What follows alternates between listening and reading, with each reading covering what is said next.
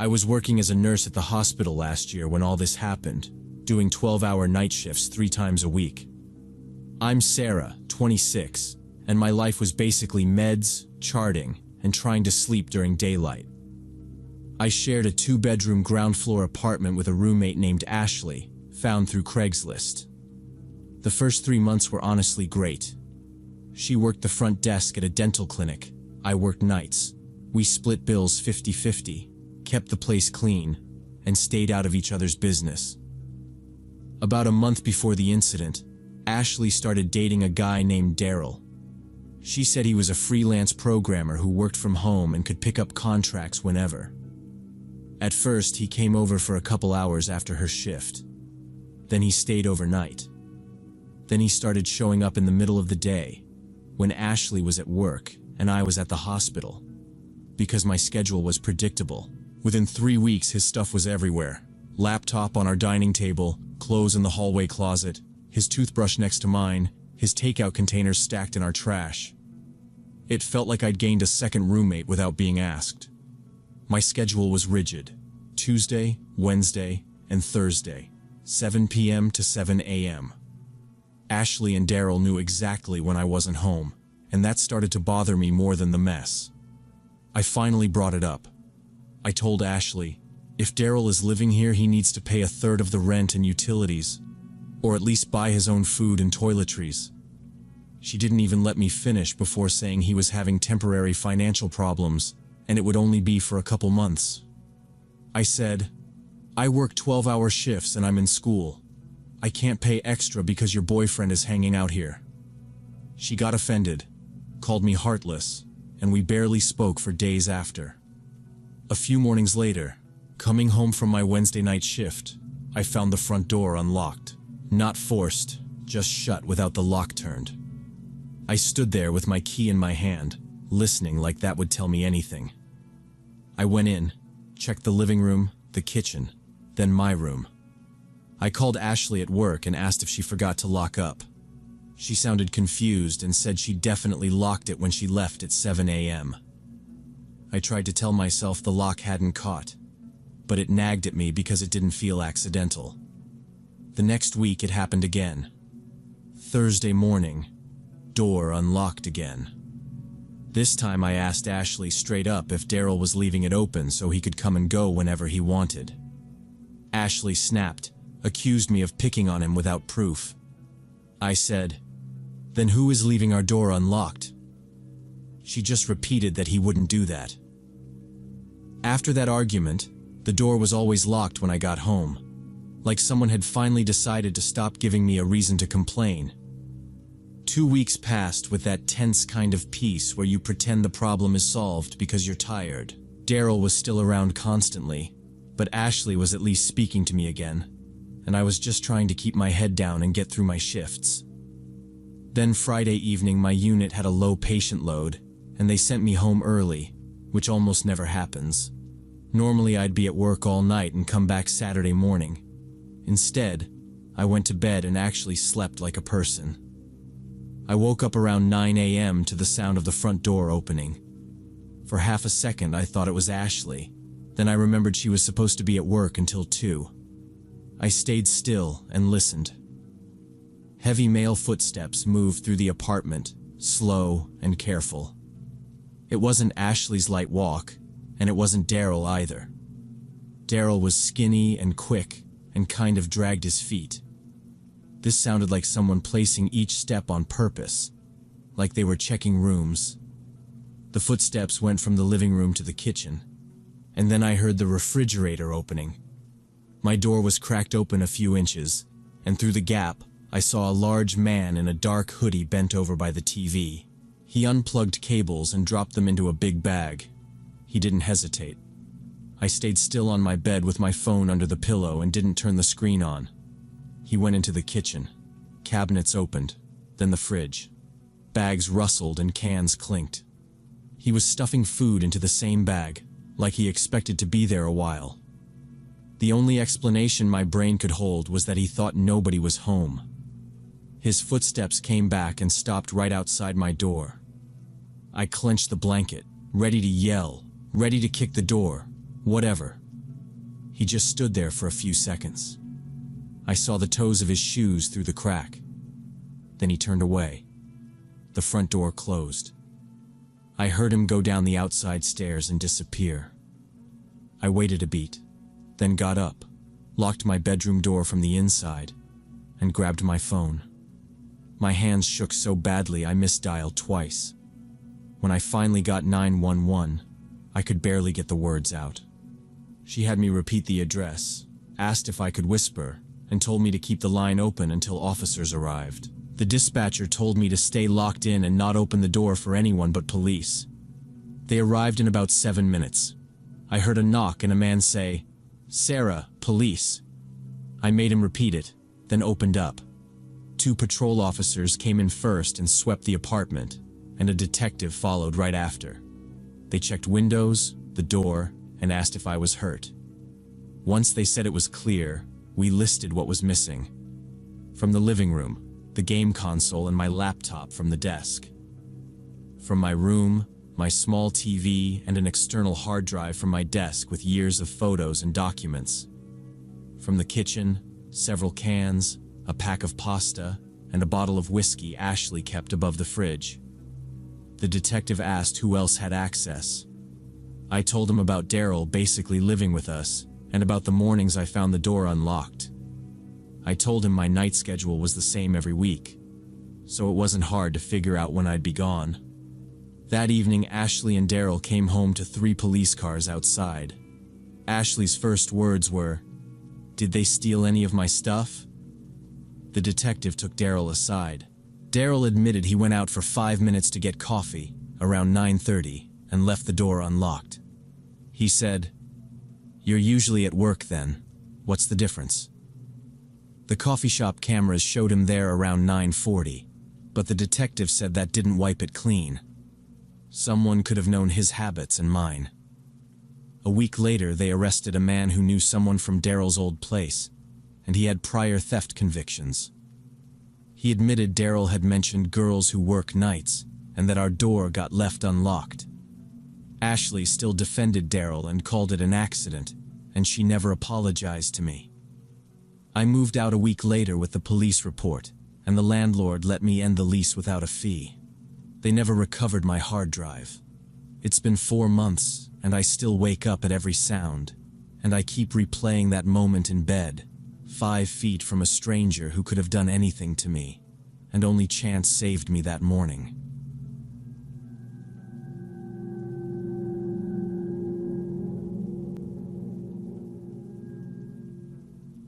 Last summer, I was planning a Sunday brunch with my girlfriends, and decided late Saturday evening to drive to Safeway for all the necessary ingredients. It was around 9 p.m. The store closed at 10, so I had plenty of time to calmly buy everything on my list. I wrote down eggs, bacon, orange juice, croissants, berries for garnish, and maybe champagne for mimosas.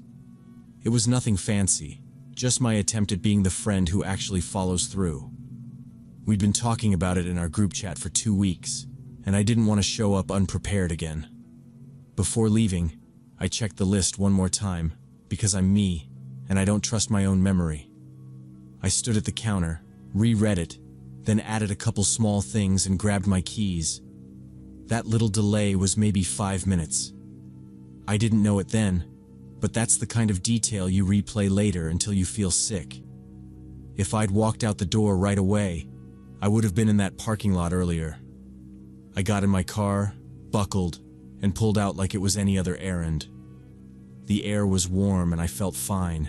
Safeway was about 15 minutes away on not too busy evening streets. I took the familiar route, half on autopilot, with the radio on low. I remember thinking about where I'd set up the plates, and whether I should slice the fruit ahead of time, or let everyone pick at it. That's how ordinary my headspace was. I pictured us sitting on my terrace in the morning, drinking mimosas, talking over each other, laughing at dumb stuff, and then arguing about what show we were all watching. I wasn't in any rush. I just wanted to get in, pay, and go home. Then, out of nowhere, 3 police cars flew past me in the opposite lane at a speed that made me flinch. Lights flashing, sirens screaming. A fire truck followed, then 2 more police cars, all headed toward where I'd just come from.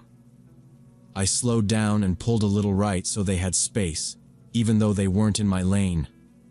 My stomach dropped anyway. You don't see that many vehicles unless something bad is happening. I said out loud, "What the hell?" and turned the radio down like that would help. After they disappeared, I kept driving, tense still. I hoped it was a wreck somewhere else and kept going. When I pulled up to Safeway about 10 minutes later, I immediately knew something was wrong. Yellow tape boxed off a big section of the parking lot.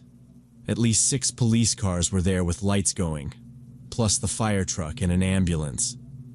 People stood back in a line, customers and staff mixed together, a lot of them filming on their phones.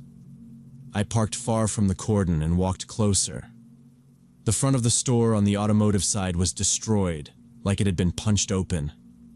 Broken glass was everywhere, and a couple shelves were actually out on the pavement, tipped over like someone dragged them through the wall. An officer held a hand out and said, "Ma'am, you can't go in." I told him I wasn't trying to. I just needed to know what happened. He didn't give details, just kept scanning the crowd. That's when I saw Jennifer, a cashier I'd chatted with 100 times. She was pale, shaking, clutching a jacket around her shoulders. I walked over and asked, "Jen, are you okay?"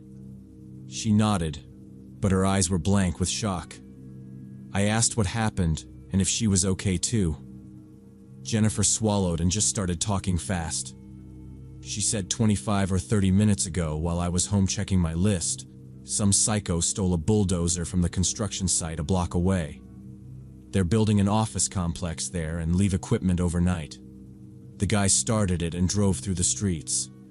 First, he knocked down 3 or 4 telephone poles at an intersection, sparks flying, wires dropping. Then he rammed a garage at a house.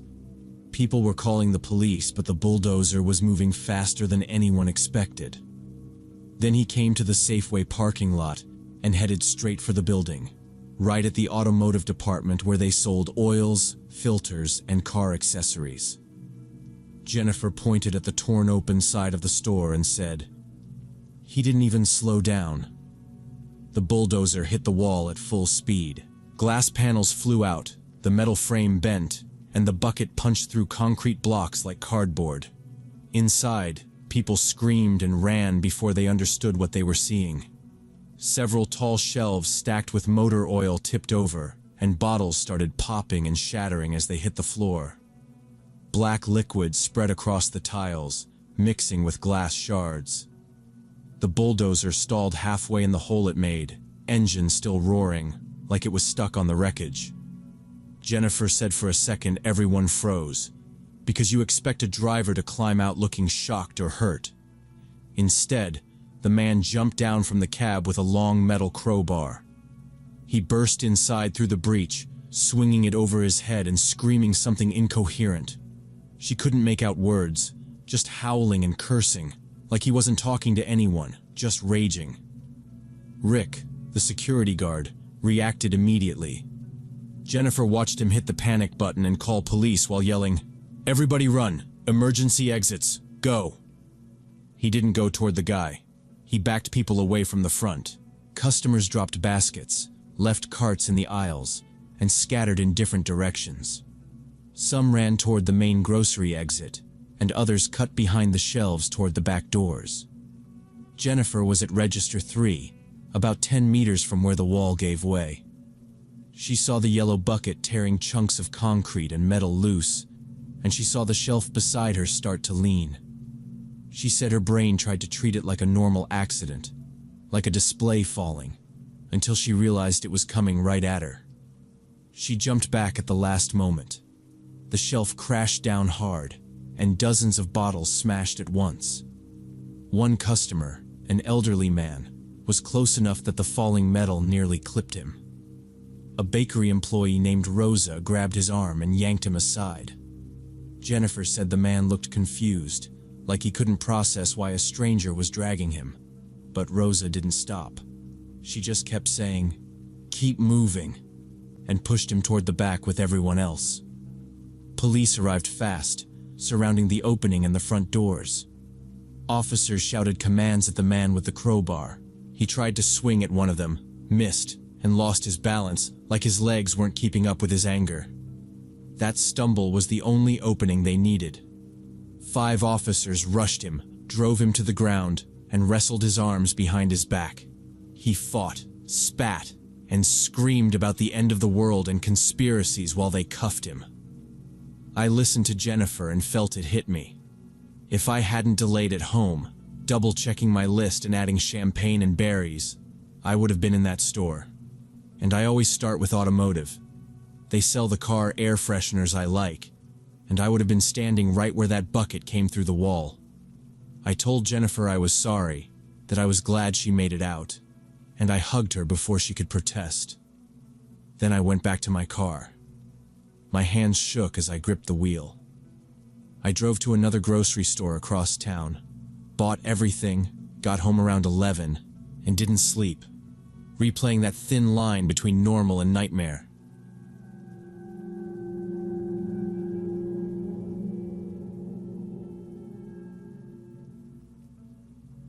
I realized I was trapped when his hand landed on my driver's side door handle. Everything before that moment felt like a normal request for help in a parking garage. But let me back up. I had driven out to an office center on the edge of town for a meeting with potential investors, and I got there early because I hate rushing. If I'm nervous, being late makes me stupid. I parked on the level near the entrance, where the lights were brightest, and where people would see me if something went wrong. Around 8 p.m. it was getting dark, and the garage was mostly empty, just a few cars scattered around.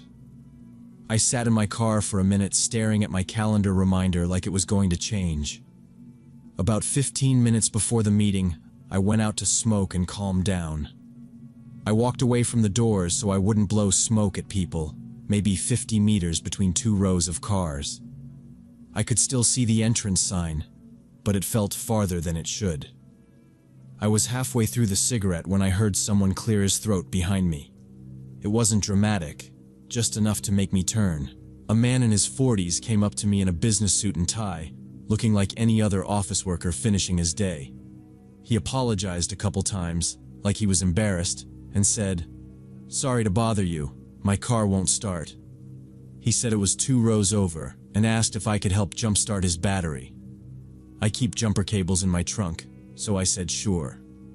I offered to pull my car over to his so we could do it quick, and I wouldn't have to drag cables across the lane. He shook his head and said his car wasn't responding at all, and he couldn't even get anything to light up. He said we'd have to check it where it sat. That sounded reasonable, and the guy looked clean and calm, so I went with him. As we walked, he stayed a half step behind me. Not close enough to touch, but close enough that if I stopped, he'd bump me. I tried small talk like, "What floor are you on?" And he just said, "Second," and didn't add anything. When we got to a dark blue sedan, he stopped and said, "Wait, I think I was wrong. It's not the battery." He popped the hood, stared inside like he already knew the answer, and then turned to me. "It's something with the engine. Can you give me a ride to the auto shop? Just a couple blocks, 5 minutes." He said it like we'd already agreed. That's when it clicked for me. Why start with the battery story at all? Why not just ask for a ride back where the doors and cameras were? I know people panic when their car dies, but this felt rehearsed. I said no. I told him I had a meeting starting soon, and I couldn't be late. I started walking back toward my car, and he walked right with me, closer than before, still talking. He said it would only take a few minutes. He had an important event. He'd pay me back, all that. I kept repeating, "Sorry, I can't." And I tried to sound calm, but my heart was thumping hard enough that I could hear it. Halfway back, he stopped pretending it was a favor. "You can help, you just don't want to," he said, like I was the problem. I picked up my pace and he matched it. We reached my car. I pulled out my key fob, pressed unlock. The locks clicked. And in the next second, his hand grabbed the driver's side door handle before I could open it. "Get in the car, I'll explain the route," he said in a completely different tone now, hard and cold. I tried to pull away, said I wasn't going anywhere, pulled the handle toward me, but he held it firm. He looked around the empty parking garage and asked, "Are you here alone? Is anyone waiting for you?" My heart was pounding so loud I could hear the pulse in my ears. I lied and said my co-workers were waiting downstairs, that we were driving together after the meeting. I even pointed toward the stairs like that proved it. He smirked, looked down the empty lane and said, "I don't see anyone." He still had his hand on the driver door handle, and his body was angled so I couldn't get between him and the door. I stopped thinking of him as some stressed office guy. This was control. My hands were shaking. I shoved my phone out of my pocket and held it up like I was already on a call. The screen was locked and dark, but I spoke loud anyway. "Hello, security. I'm in the parking lot. Level 2, row C. I need help." He glanced around fast, like he was listening for footsteps. His grip loosened for half a second. I used it and hit the panic button on my key fob. The alarm screamed through the whole garage and my lights started flashing. He jumped back and cursed. At the same time, I saw headlights at the entrance, 2 cars pulling in, probably people coming back from work. I ran toward those headlights yelling, "Help! Help!" I did not look behind me. The alarm was still wailing and I just kept moving until I reached the elevator area. An elderly couple was stepping out of the elevator. I was bent over trying to breathe, and I couldn't get words out. The older man asked what was wrong, and I pointed back at my car, still flashing, but the guy in the suit was already gone between the rows. This time I unlocked my phone and called 911 for real. My hands shook so bad I hit the wrong button and had to start over. I told the dispatcher someone tried to force me into my car and ran when the alarm went off. Police got there in about 10 minutes. I gave a statement right there by the elevator while one officer walked the levels. I described him as tall, around 40, dark suit, short hair. Nothing that would stand out, which felt awful to say. They searched the garage, but he was gone. They checked the cameras too. The video was grainy in the evening light, but you could at least see him come up to me and then step away fast when the alarm started. One officer filed the report and told me, pretty calmly, not to get out of my car in empty places when someone asks for help. "Call security, call us, but don't go walking around with strangers," he said. I nodded, because what else do you do? I sat in the back of the patrol car for another 20 minutes, trying to slow my breathing. My heart kept racing and my hands would not stop trembling. My mouth was so dry it hurt. I kept checking the garage lanes like he might pop back out, even though I knew that was stupid. I never made it to the meeting. I called the investor rep, apologized without going into details, and asked to reschedule for next week. He sounded confused but agreed. When I finally drove home, I was still shaking. That night, I barely slept. His smirk kept looping in my head. I kept replaying what would have happened if I had gotten in the car with him, if those people had not shown up at the entrance, and if I had not pretended to call security.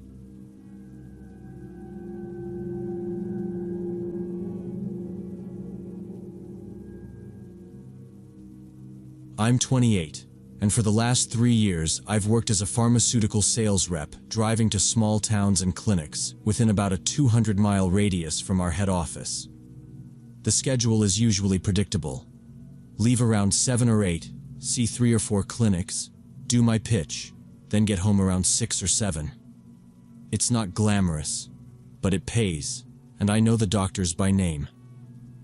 That Thursday in late October, I had a meeting with the head doctor of a clinic in Riverdale, about 130 miles away.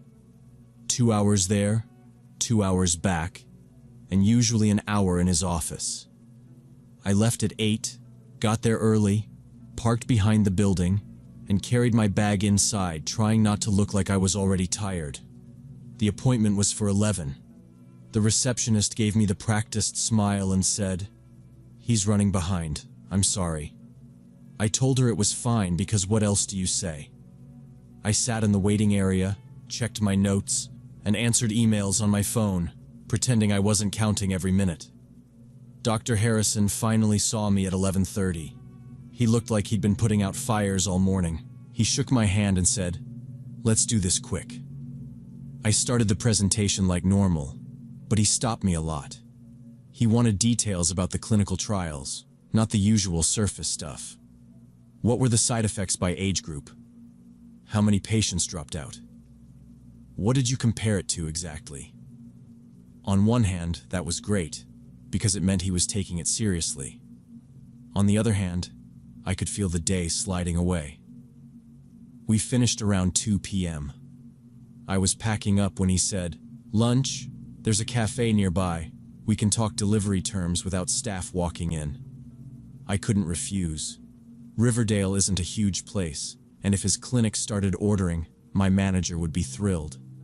So we went, and lunch turned into a negotiation with sandwiches in the middle. He wanted specific delivery windows, a clear chain of contact, and he kept circling back to storage requirements. I kept smiling and saying, "I can confirm that," while thinking about my drive. By the time I got back to my car, it was almost 3:30. The route home was Highway 47, 2 lanes through flat rural country, corn and soybeans, and the occasional farmhouse by the road. I was alone, listening to a podcast, which sounds dumb now, but it kept me awake. I had cold coffee in a thermos from a gas station outside Riverdale, and I kept sipping it, even though it tasted like plastic. Daylight hung on for a while, and I told myself I would still get home before it was late. Then I got stuck behind 2 tractors you couldn't pass, and everything slowed down. You can't speed around them on those roads without risking a head-on collision, so you just sit there and watch the slow blink of their orange lights. By the time it got properly dark, I'd driven maybe 60 miles, and I still had about 70 left. Around 11 p.m., it was complete darkness, just my headlights carving out a narrow tunnel of road. That's when I saw a white Ford pickup pulled onto the right shoulder with hazard lights flashing. Next to it stood a man in a bright yellow reflective vest, like road workers wear, waving both arms over his head at me to stop. Instinctively, I took my foot off the gas and started slowing down. But as I rolled closer, my stomach tightened. It was almost midnight. No other cars, no houses, just dark fields on both sides. The truck looked normal, no hood up, no flat tire, nothing that screamed emergency. The man wasn't limping or frantic. His movements were controlled, almost careful. My company drills into us, especially women reps, that you don't stop for strangers on isolated roads. You call for help from a safe place. You keep moving. I kept thinking, if he was really stranded, why didn't he call a tow truck or roadside assistance like everyone does now? Something about this scene seemed staged, unnatural. I didn't stop. I honked twice so he knew I'd seen him and kept going. In the mirror, the man in the reflective vest watched my car pass. He didn't chase me or act panicked. He just stood by the white pickup, like he was waiting. Half a mile later, I felt guilty, so I called 911 and reported a stranded motorist on Highway 47. White Ford pickup, hazards on, man in a reflective vest flagging cars down. The dispatcher asked for the location. I said mile marker 94, between the Oakville and Madison exits. She thanked me and said she'd send a patrol to check. 5 minutes later, my headlights caught 2 orange cones and a wooden plank laid across my lane. I braked and stopped about 10 meters back. High beams showed long nails driven through the board, sharp points up. The cones and board were placed neatly, straight across the lane. It clicked right then. The guy back there was bait. You hit the spikes, you stop with shredded tires, and he walks up to help. I checked my mirrors, no headlights, nothing coming either way. I stayed in the car, eased into the oncoming lane, went around the trap, and got back into my lane once I cleared it. Then I punched the gas. I was near 80, over the 65, and I didn't care. I called 911 again with shaking hands. A male dispatcher answered. I told him there was a spiked board and cones around mile marker 98 or 99, maybe half a mile after the pickup I'd reported. He said he'd relay it immediately and told me not to stop until I reached a populated area with lights and people. I kept driving, checking my mirrors over and over, but nothing followed. About 15 miles later, I hit Harmony and took the exit. I pulled into the brightly lit 24-hour Walmart where other cars were parked and people were walking in and out. I got out and checked my tires. All 4 were intact. Inside, I bought a bottle of water and sat by the entrance until my hands stopped shaking. I scrolled through my phone, reading news stories, just trying to let the adrenaline drop. Once my breathing was steady again, I decided I had to finish the drive. After 20 minutes, I drove the last 40 minutes home, got in around 1 a.m., and only relaxed after I locked my apartment door. Friday morning, I called the county police office and got transferred to Officer Jenkins. He said patrol found the cones and the spiked board near mile 98, removed them, and photographed them. But the white pickup and the man near mile 94 were gone when they arrived. He also said they'd had 2 similar reports in the last month on that same stretch at night. One driver hit the spikes and got away on a spare before anyone reached them, and another driver noticed the trap and went around it. They think someone is setting ambushes to rob people or steal cars, and even with extra patrols, they haven't caught anyone yet. After that, I changed how I work, pushing those meetings earlier so I'm driving back in daylight, and if I have to be out late, I take the busier Interstate 70, even if it adds time. I told my manager, and he backed me up. Sometimes I replay how close I got to being stranded out there alone, but now I always trust that feeling when something seems wrong or suspicious, even if I can't logically explain why.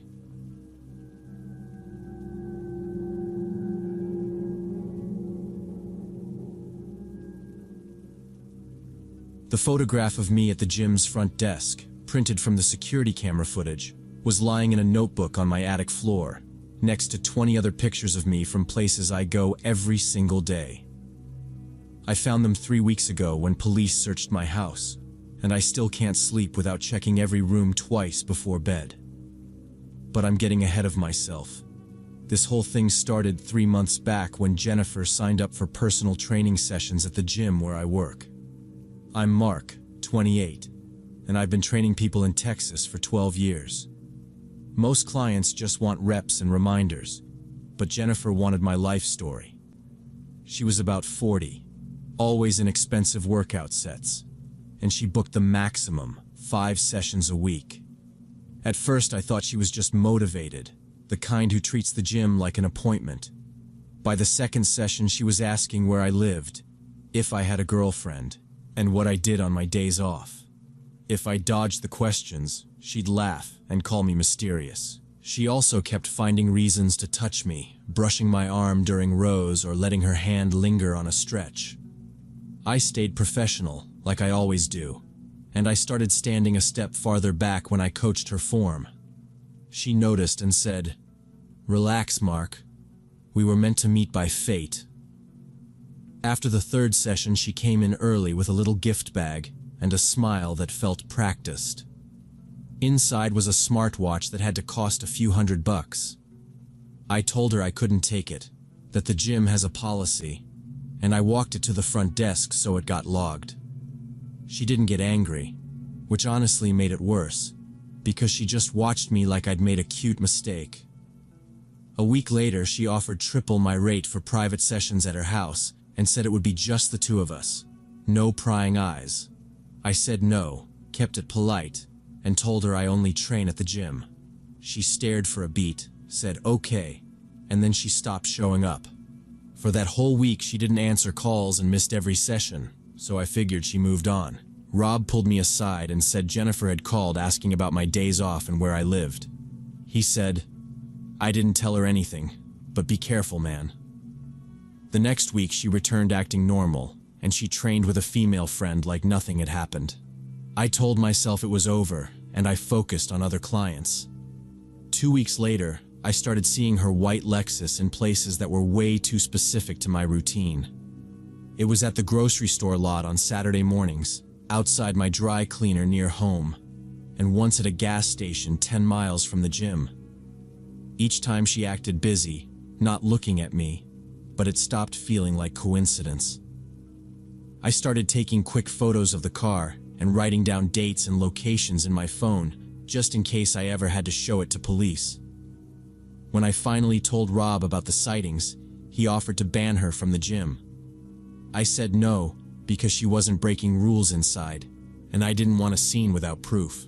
So I kept my distance, kept documenting, and hoped she'd get bored. Then dumbbells in my garage weren't where I'd left them, like someone used them and set them back wrong. Twice the garage door was cracked open, even though I was sure I closed it. My neighbor Marcus said he saw a light-colored car in my driveway on Tuesday while I was at work. That night I called my friend Brad, who's a cop, and he told me to change my locks and get cameras. I ordered a camera set right away and scheduled installation for Friday. But on Thursday evening I came home, and the kitchen light was on, even though I'd checked everything before leaving. And something felt wrong. Really wrong. Like the air itself was different. I stepped back out onto the porch and called Brad, trying not to look at the windows. He told me to stay outside and keep the line open. 10 minutes later, he pulled up, still in his work clothes, and asked, "You are sure you turned it all off?" I said yes, and he nodded like he had already decided this was real. We went in together and he walked the house like he was clearing a call. Kitchen first, then living room, then bedrooms. He checked closets, behind doors, under the beds, even the shower curtain. Nothing was out of place except that light. The locks were not broken, which made my stomach twist because it meant someone knew how to get in. We almost did not bother with the attic. I had not been up there since moving in, and it is just boxes and old gear. Brad stopped under the hatch and said, "If somebody is hiding, that is where they go." He pulled down the ladder and climbed first, flashlight in one hand, his other hand on the frame. Up there, between the boxes, was a clean sleeping bag laid out flat. Next to it were empty water bottles lined up like someone was trying to be neat, and a grocery bag with protein bar wrappers from the same brand I buy. I did not speak for a second. Brad crouched and said, "How long has this been here?" I told him I did not know, because I honestly did not. He moved a box and found a leather notebook wedged behind it. When I opened it, my hands started shaking so bad I almost dropped it. Inside was my training schedule for the last 3 months, my days off, my usual stops, even notes about when I take the trash out. The last pages had printed photos of me at the gym, in my driveway, and one shot taken through my living room window. Brad took the notebook, told me to go downstairs, and called for backup from my kitchen. Officers arrived fast, then a detective. They photographed the attic, bagged the sleeping bag and wrappers, and dusted what they could. I kept answering the same questions, trying not to sound crazy. When I said Jennifer, the detective wrote it down and asked if I had ever been to her house. Brad said they would move on a warrant for breaking and entering and stalking.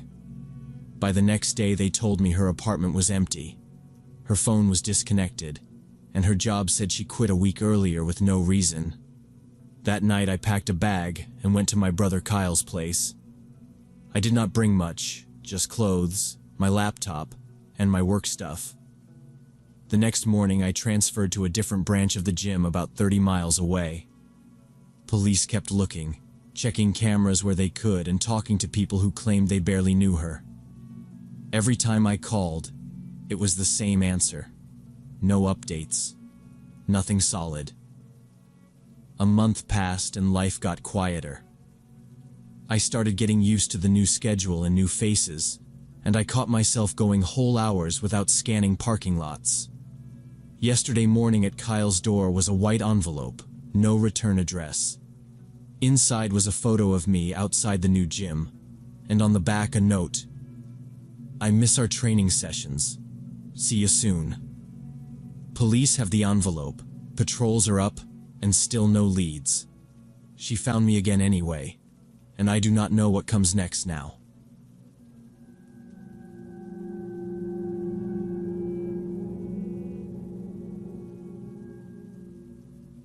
So, I'll just breeze through the basics to get to the stuff that actually matters.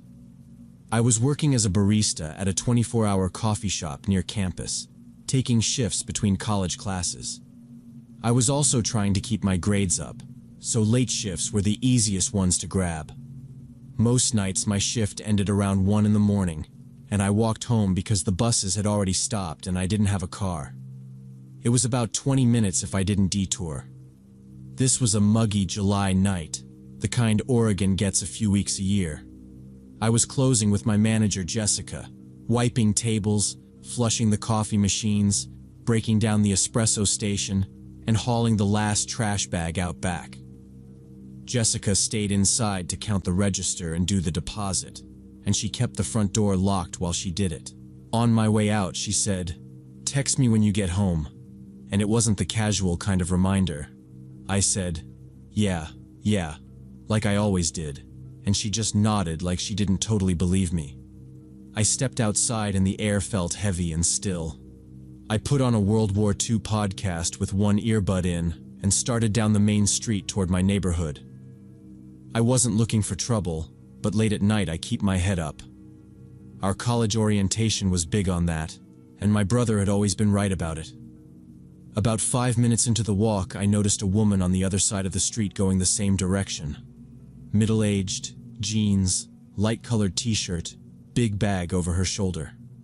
She wasn't talking on the phone, and she didn't look drunk or lost. I didn't stare, just clocked her and kept going, because plenty of people walk home from the campus area at weird hours. Then I turned onto a side street toward my place, one of the darker ones where half the streetlights don't work. The woman turned too, but she had to cross diagonally to do it. That was weird enough that I took my earbud out and sped up a little without thinking. A second later, she sped up too, keeping the gap the same. I tried not to spiral. I told myself she could live nearby and I was just being jumpy. Still, I stopped at a closed shop window and pretended to check my phone, like I had gotten a text. She stopped maybe 30 meters back, pulled out a cigarette, lit it, and stared right at me. No looking around, no pretending she wasn't watching. Just staring, like she was waiting for me to pick a direction. My heart started going fast. When I started walking again, she started walking again. I took a sharp turn onto the next street, picking a longer route that was better lit and closer to a few 24-hour stores. I kept glancing at reflections in windows to see how close she was, without fully turning around. She followed again, and this time she was walking faster, actually closing the distance. I broke into a quick walk that was basically a jog, aiming for the corner store that usually had at least somebody inside. When I got to the door, the lights were off, and there was a sign taped up, "Temporarily closed for inventory." I honestly felt stupid for relying on it as a safety plan, but it was the only thing in my head, and now it was gone. I turned back, and she had stopped at the corner about 10 meters away. She was looking straight at me, and she smiled wide. It wasn't friendly. Something about it was wrong, like she was enjoying me being stuck, and that was the moment I stopped making excuses for it. I remembered my brother's advice. If someone's following you, act like you're meeting people. So I pulled out my phone and started talking loud, faking a call. "Hey Jake. Yeah, I'm almost there. I can see your car. Where are you guys parked? Okay, coming over now." I nodded, laughed, acted like a natural conversation with imaginary friends. The woman's smile stopped instantly. She frowned and looked past me like she was checking if anyone was actually waiting. I kept talking into my phone, loud, and pointed down the block like I was heading toward friends. She stood there a few seconds, then turned around and walked back the way she came, fast, but not running at all. I didn't hang up the pretend call right away. I stayed where I was for a full minute, nodding like someone was giving me directions, because I didn't trust she was gone. Then I started walking the opposite way from my apartment, still talking, like I had somewhere else to be. Once she vanished, I crossed and took a route. I ended up choosing the city park, which I normally avoid after dark, because everyone knows it's where people hang out to drink or do dumb stuff, and there had been muggings there before. But the paths have big security floodlights for the cameras, and I wanted light more than I wanted comfort. I kept my phone out, ready to dial, and moved fast without looking back once. Halfway through the park, I started telling myself I was being paranoid. I was thinking about how I'd sound if I explained it to anyone, like, a lady walked behind me, which is nothing. Then I heard quick footsteps behind me, not steady like a jogger. I turned my head and saw her again coming down the path behind me. She wasn't smoking now, and she wasn't drifting along like before. She was moving fast, like she'd decided she didn't care if I noticed.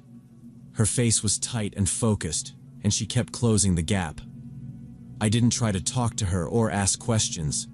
I just ran, full speed, toward the exit where the streetlights actually worked outside.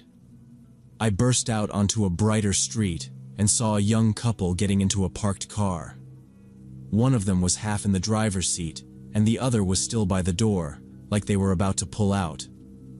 I ran up with my hands open, trying not to scare them. "Sorry," I said. "Can I stand here?"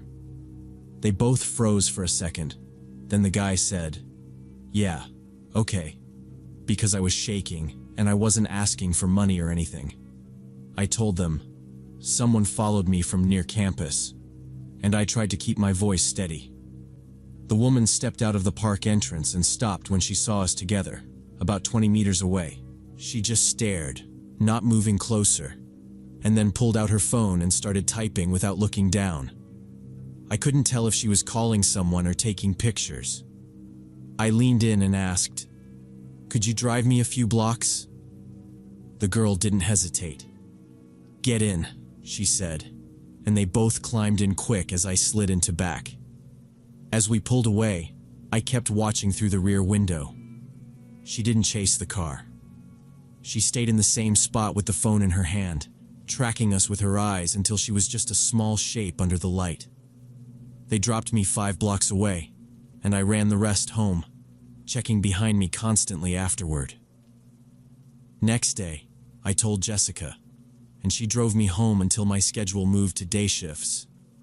I never found out what that woman wanted. I didn't call the cops. It felt dumb to report someone walking behind me. I bought a whistle and pepper spray the next morning. Sometimes I remember that smile and wonder what happens without them.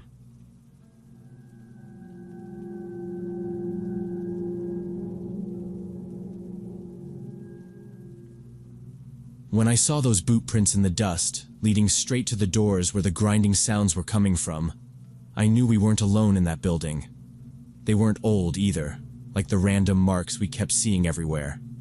These were crisp tread lines from work boots, maybe a day old, and they cut through the powder like whoever made them didn't bother sweeping or hiding anything, just walked right in. The prints stopped at 2 side rooms off the hall, and both metal doors were cracked open a couple inches, enough to show pure black inside, while a loud scraping noise kept starting and stopping. First from the left room, then the right, like it was bouncing back and forth. Vince lifted his flashlight toward the left gap because he always had to know, and Dave put a hand on his arm like, "Seriously, don't." And I was halfway through saying we should just leave when the scraping suddenly got 10 times louder. Something heavy slammed into metal inside that room, hard enough to rattle the door, and all 3 of us did the exact same thing without talking. We backed up, turned, and ran for the stairs, boots sliding in dust, not stopping until we were outside in the heat. We jumped into Dave's truck, drove a short distance, and pulled over in a lot. And Vince kept whispering, "What was that?" while I tried to get my breathing under control. And then I realized none of this makes sense unless I start from the beginning. It was a Saturday afternoon in August 2019, and me, Vince, and Dave were all working for the same construction company in Phoenix. And on weekends, we'd sometimes do urban exploration, mostly because we were bored and Vince liked taking photos of places nobody cared about anymore. He told us he'd heard about this old textile factory from the 70s that was scheduled to get demolished the following week, and he wanted one last walk through it for pictures. And honestly, it sounded harmless. Like the worst thing we'd deal with would be rusty nails. We were all around 24 to 26, grabbed some heavy-duty work lights from the shop around 2 p.m., threw extra batteries in a bag, and drove out toward the outskirts, where the factory sat spread out over about an acre with multiple warehouse buildings and covered walkways connecting them. Dave also tossed in his first aid kit from the job site, and I had gloves and a dust mask in my backpack, not because we were expecting trouble, but because abandoned places are full of sharp metal and dust, and none of us wanted to explain an infection at work Monday. The fencing was half-wrecked, the windows were mostly busted out, and there were clear spots where people had climbed in before, so we didn't feel like we were the first ones there.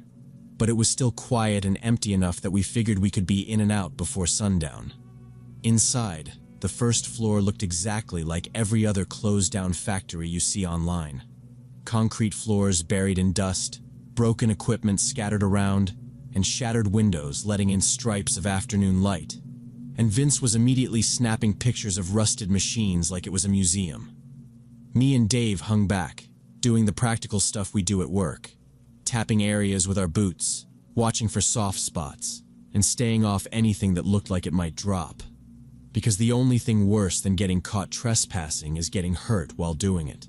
After a while, we found a concrete staircase tucked behind some old piping, and we went up. And the second floor was a long hallway with paint peeling off in big sheets, leading straight toward what used to be the storage area where they kept the fabric rolls before shipping. At the end of the hallway, the air felt warmer and the dust looked disturbed, and Vince finally stopped joking, because even he could tell we were heading into the part of the building nobody visited very often. That's where we found those 3 metal doors at the far end. One of the 3 doors at the end of that hallway opened into a room with a rusted electrical panel. The cover was bent, the switches were missing, and it was a dead end. We closed it and looked at the other 2 doors, which sat feet apart like closets. That's when the boot prints clicked in my brain. Tread marks, clear in the dust, coming straight down the hall and stopping at those 2 doors. No prints around them, no scuffs circling the area, just a direct path to each crack. Vince said it was probably the demolition crew doing a last inspection. Dave didn't argue, but he didn't look convinced either. Both doors were slightly open, maybe 5 centimeters. I aimed my work light at the gaps and got nothing but black. Vince tried from the side with his flashlight, same result. The room swallowed the light like there was something big blocking it, or like the layout turned immediately. We stood there, not moving, and I remember thinking this was when we should turn around. Then we heard a scraping noise, loud and steady, like someone dragging a heavy chain across concrete. It stopped. We all froze. A few seconds later it started again, but it was coming from the other side room. It wasn't random either. It was almost like someone was pacing, switching rooms, or pulling something back and forth to make sure we heard it. Dave cranked his work light brighter and pointed it right at both doors, but the beam still didn't reach far enough to show us what was inside. Right after the scraping, a low mechanical hum started up, followed by electrical crackling. It sounded like an old generator trying to wake up, the kind we use on jobs when the power's out. That made my stomach tighten because we hadn't seen any working lines in the building, and nobody had mentioned power being on.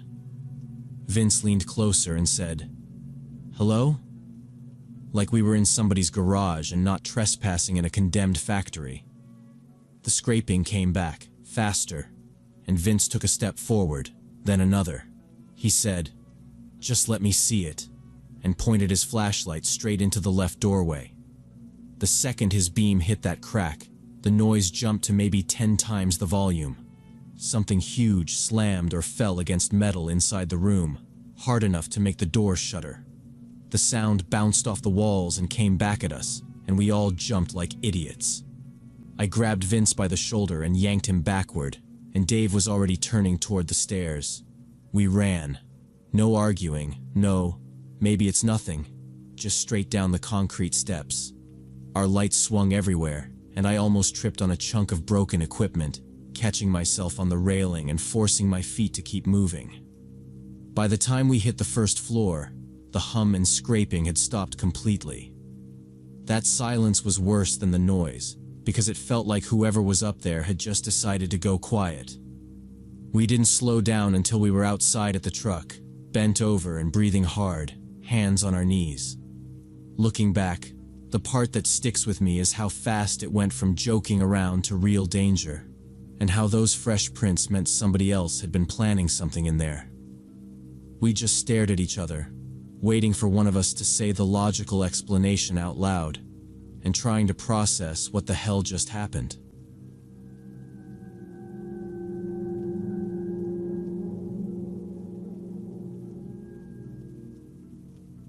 Last spring, I was working as a route manager for a small tourism company specializing in hiking in national parks, and my job often required trips to scout new trails, check safety, assess difficulty, photograph key points for future brochures. I'm Jennifer, 30, a route manager, and mid-May I was coming back from a 3-day trail inspection about 200 kilometers from home. I left the base camp around 9 p.m., thinking I'd be in my apartment by midnight. I was tired, but it was a familiar 2-lane road. About 40 minutes in, the last real town was behind me. After that, it was mostly forest, scattered farms, and the odd gas station. My phone signal dropped out. I had my satellite phone in my pack for emergencies, but I didn't want to use it unless I had to.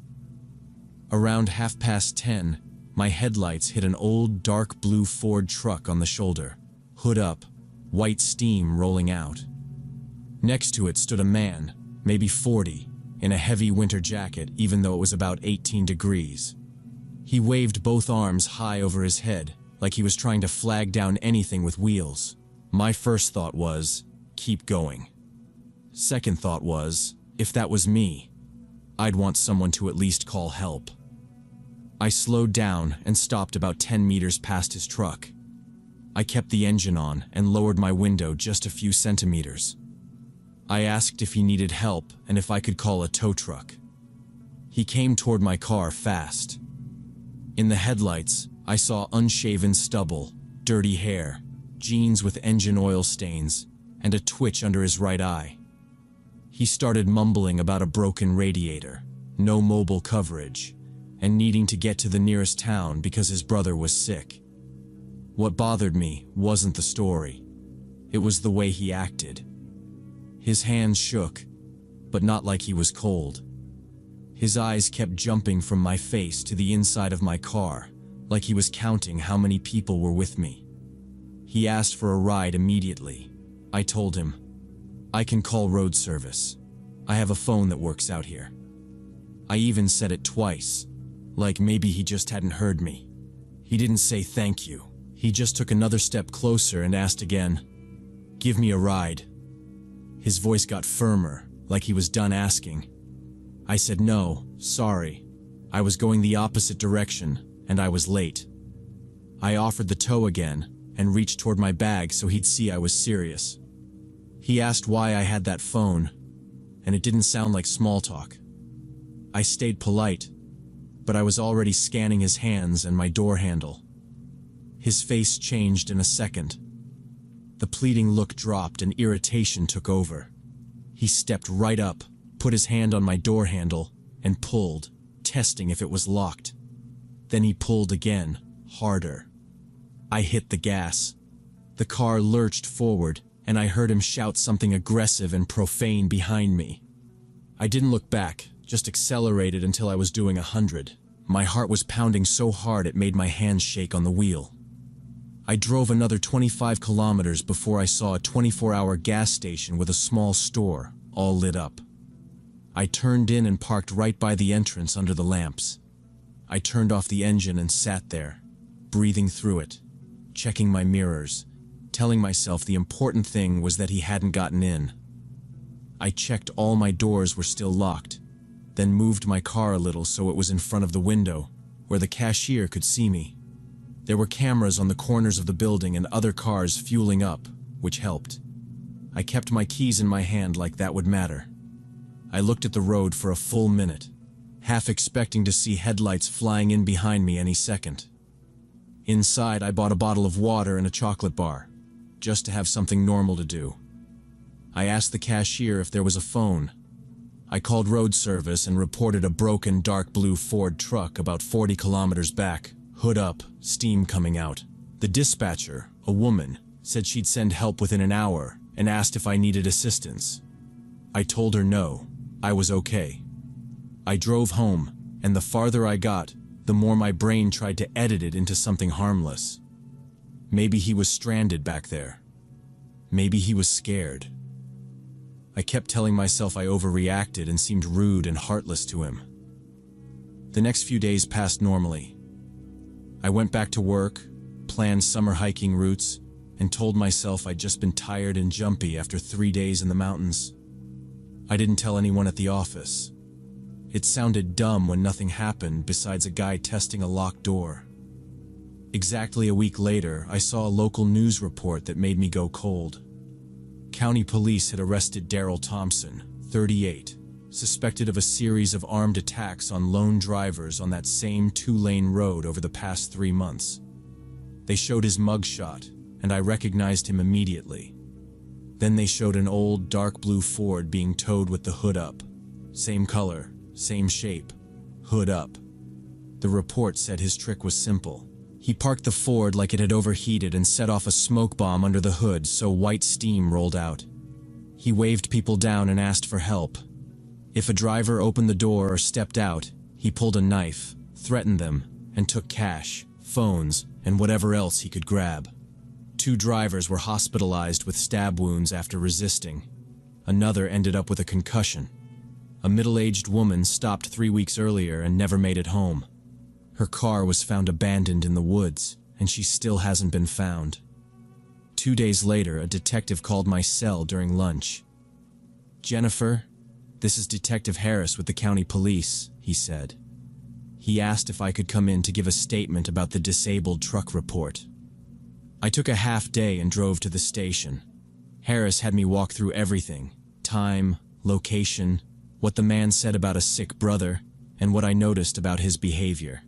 I described the winter jacket in warm weather, the oil-stained jeans, the twitch under his right eye, and how his eyes kept scanning my back seat like he was checking for witnesses. Then he pulled up a photo from their database. "Is this him?" he asked. It was him, no doubt, so I said yes. Harris was blunt about it. He said my caution probably saved my life, and if I'd opened the door, gotten out, or let him inside, I would almost certainly have been another victim. He told me Thompson was a drug addict with a long criminal history, including 2 robberies and an assault with a weapon, and he'd been out on parole for only 4 months. That hit me later than I expected. For weeks, I couldn't sleep normally. I'd wake up from the same nightmare where I unlock the door to be polite, and a man with a knife rushes in. During the day, I kept replaying the shoulder in my head, stuck on little variables like my lock button failing or my window being lower. Around that same time, my rented apartment started having electrical issues. Light bulbs in my bedroom burned out every 3 or 4 days. The clock on my nightstand reset and showed the wrong time, and my laptop drained faster than it should. I called an electrician named George, an older guy who'd worked these buildings for 30 years. He removed a few outlets, checked the wiring with a tester, and measured voltage at different points. He found sections where insulation was worn and copper was nearly bare. He said humidity changes could make those spots short out, and it was a real fire hazard, especially at night. Now I avoid that road. Take the well-lit highway. Tell someone my travel plan from now on, and I never stop for strangers no matter how helpless they seem.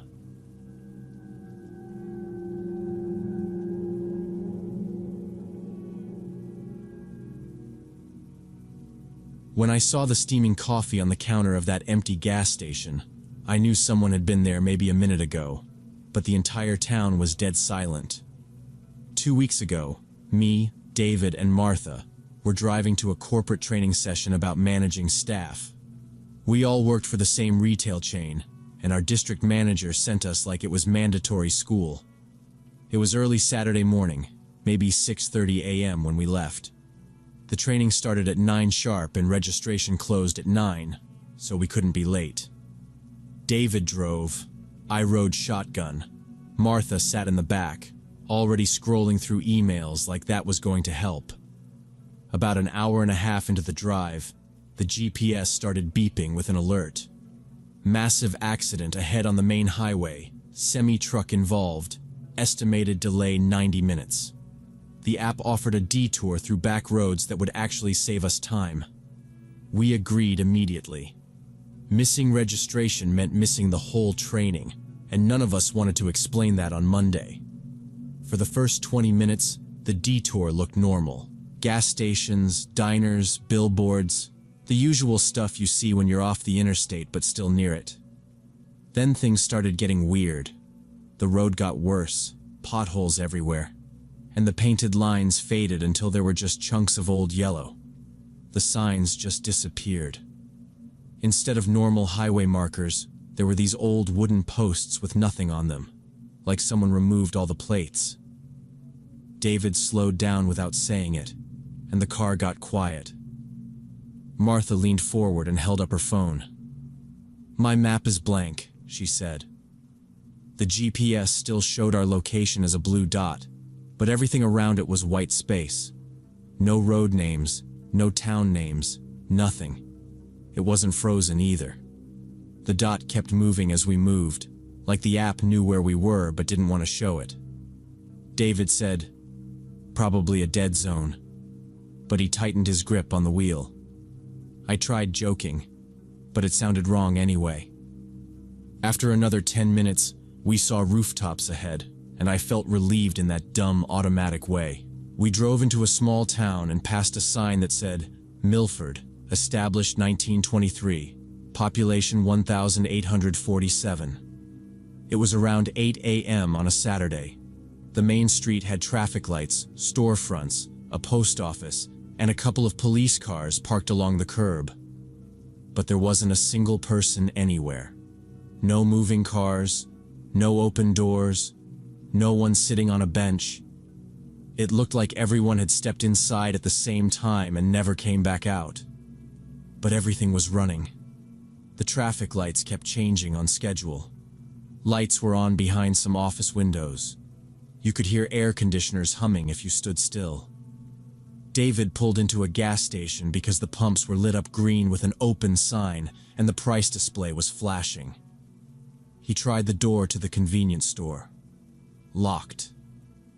Inside, the lights were on, shelves stocked, and on the counter was an open coffee can with steam still rising from it. Not warm, actual steam. I just stared at it and said, someone was literally here. Martha didn't answer, which is when I realized she was scared too. I walked over to one of the police cars, an old Crown Victoria, and looked inside. The radio was playing, low but clear. There was a half-empty coffee cup on the seat and a donut next to it, still soft, not dried out. I knocked on the window like that would wake someone up. Nothing. Martha crossed to a supermarket, and the automatic doors opened when we approached, letting us into an empty store. The checkout lanes were lit up, and background music was playing. She called out, "Hello?" like you do when you walk into a place and don't see anyone. Her voice sounded wrong in there, too loud for how normal everything looked. I pulled out my phone to record the GPS coordinates because I needed proof that this wasn't just us being dramatic, and I tried calling 911. It rang, but nobody answered. We did not just stand there staring at the coffee and the donut. After my 911 call rang out, we agreed to start checking buildings. David said, "If someone is hurt, we will not find them by waiting." So we walked the main street and knocked on any door close. Martha was freaking out. She kept saying it was like a horror movie, then saying she hated that she had even thought that. She wanted to leave right away.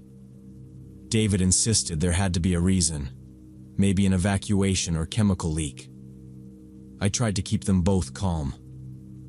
I pulled out my phone to record, because I needed proof, and also because I thought the act of filming would steady my hands. The camera app opened, froze, and crashed. On the third try, my phone restarted. Martha's phone died completely. David's camera showed only white static on screen. We still stayed, maybe an hour, because leaving without understanding felt wrong, and we kept thinking we would find one person. The post office lights were on, and stamped envelopes sat on the counter. At the bank, a teller drawer was open, and the keypad screen waited for input again. 2 cafes were worse. One had a fresh pot of coffee and a card reader asking to remove a chip card. The other had plates on tables like someone had just stood up. The pharmacy had a computer logged in and a bottle of pills half counted in a tray. Martha kept moving faster, like if she stopped she would lose it. She tried calling out again and her voice cracked. Then she started yelling, loud enough that it echoed between buildings, that she could not take it anymore.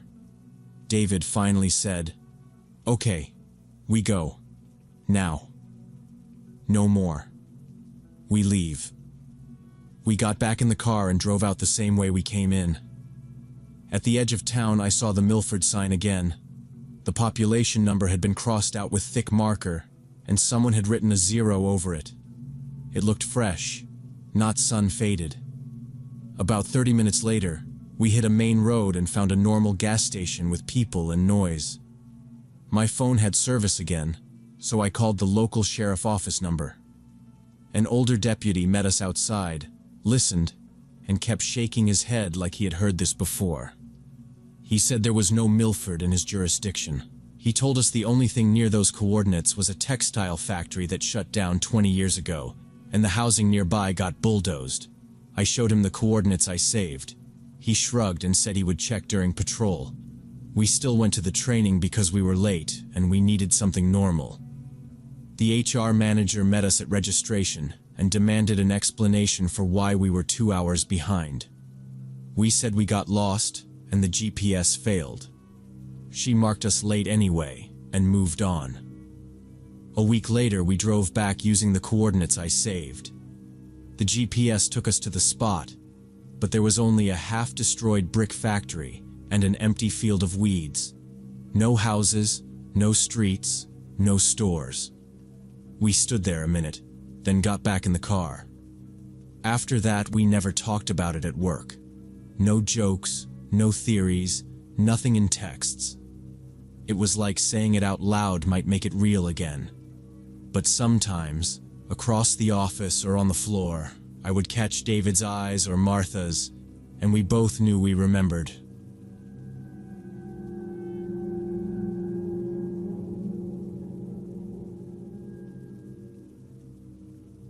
I was working as a cashier at a 24-hour gas station on the edge of town for about 8 months when this happened. My shift ran from midnight to 8 a.m. I did not love it, but the pay was steady, and I could study between customers. After 3 in the morning, it was usually quiet, just a trucker, a nurse, or a guy grabbing cigarettes. I'm a woman, and I sat in the booth behind the glass, kept my book open, and watched the cameras. Overnight was always one person, me, and that was normal there until that night. In 3 years of the place being open, nothing worse than a shoplifter had happened. We had bright lights outside, cameras, and a panic button under the counter that called the security company and police. They told us to press it if anything felt wrong. I never had. That night, at about 3:20, the bell over the door chimed and I looked up. A man in his 40s came in, unshaven, denim jacket, ripped jeans. He scanned the store fast, then went to the energy drink cooler and grabbed a can. He did not head to the counter to pay. Instead, he stood by the shelves like he was thinking, but he was not reading anything. His eyes kept jumping to my booth, then to the back hallway, then back to me.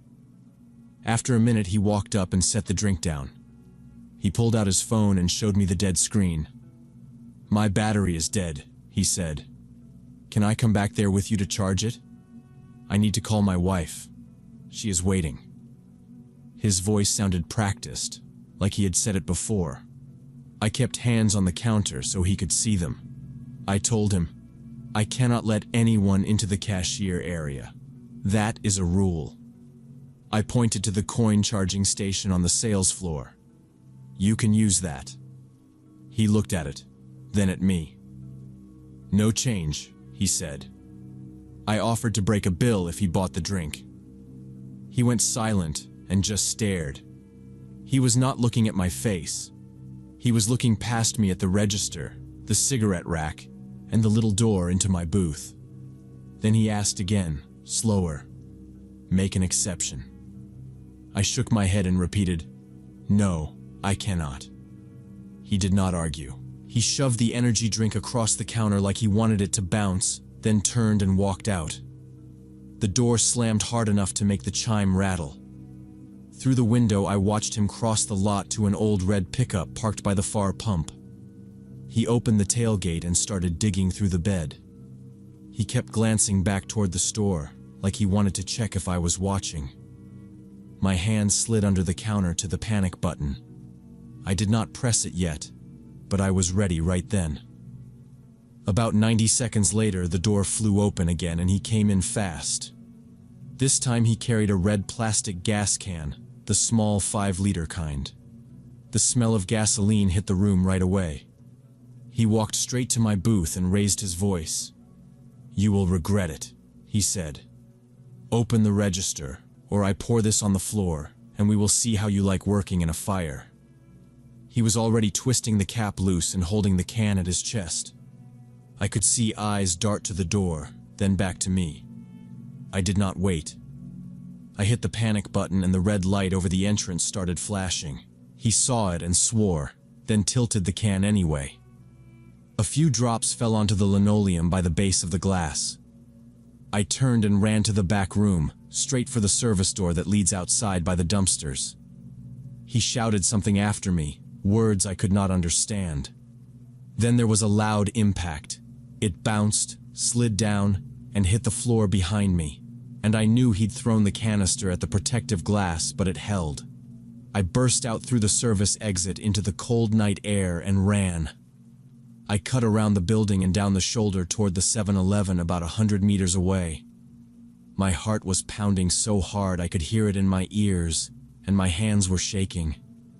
I kept thinking he might follow, or that the place might go up behind me, but I didn't look back. When I hit the 7-Eleven door, the chime went off, and the night clerk, an older man named Carl, looked up and immediately came out from behind his counter. I was gasping and couldn't speak. He sat me on a chair behind the counter, handed me water, and said, "Okay, slow down. You're safe." After a few swallows, I managed, "Man at my station has a gas can. He threatened to burn the store." Carl grabbed the phone, called 911, and told the dispatcher my panic button call should already be coming in too. He kept talking, so I breathed. Then he told me not to move and stayed close, like he didn't want me alone. The security company arrived in 6 minutes. 2 guards came in, both with batons and pepper spray on their belts, and Carl pointed through the windows toward my gas station. One of them asked, "Is he still there?" And I said I didn't know. I ran the second he spilled gas. They went out fast, and Carl told me again to stay with him until the police got there. Police came about 3 minutes after that. 2 patrol cars with lights flashing. The officers spoke to Carl first. Then one leaned in and asked me quick questions. Did he touch me? Did he have a weapon? Did he say he would light it? I answered no, I didn't see one, and yes. They headed out with the guards. Later, an officer came back and said they found the man still on the gas station property, sitting on the asphalt by the pump with his head in his hands, talking loud to himself. The canister was nearby and almost empty. He'd poured most of the gasoline on the pavement in front of the entrance but hadn't lit it, and the officer said that he didn't have a lighter. Another officer said the guy was clearly high, and later they told me it was methamphetamine. They arrested him on the spot. The station got shut down until morning for ventilation and cleanup of the spilled fuel. I gave my statement in the 7-Eleven parking lot. Wrapped in a blanket, a paramedic handed me while they checked my pulse and asked if I felt dizzy. They finally let me go home around 5 a.m. The station owner called later, apologized a bunch, and gave me a week of paid leave. I went back after that week and lasted 2 more weeks, but every time the door opened around 3 in the morning, I'd flinch and grab my phone like it could help. Eventually, I quit because I couldn't handle being alone at night anymore, always expecting a repeat. I still don't know what would have happened if I hadn't pressed that button so fast, or if he'd had a lighter on him. The thing that gets me is how calm I was in the moment, like my brain just went into survival mode and moved my hand without asking permission. Only after, sitting in Carl's store wrapped in that blanket, did I start shaking and crying. Took me months to stop having nightmares about the smell of gasoline.